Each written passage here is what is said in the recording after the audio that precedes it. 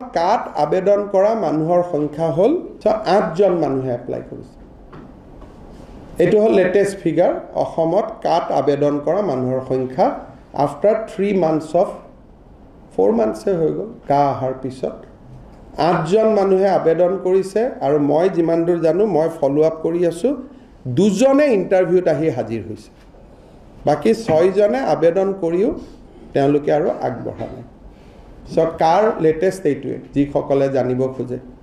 এতিয়া অসমত যিবিলাক আমি মানুহক কানেক্ট কৰিলো যিবিলাক হিন্দু বেংগলী আমিও ৰিকুৱেষ্ট কৰিছিল যে এপ্লাই কৰক তেওঁলোকে কৈছে আমি ভাৰতীয় আমি সিএট এপ্লাই নকৰো অলমোস্ট অল হিন্দু বেংগলীজ যাকে আমি এপ্ৰোচ কৰিছো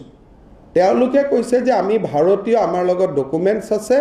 আমি কেতিয়াও কাট আবেদন নকৰো So they will instead continue with the process. They would like to continue with the proceedings rather than applying in CA. The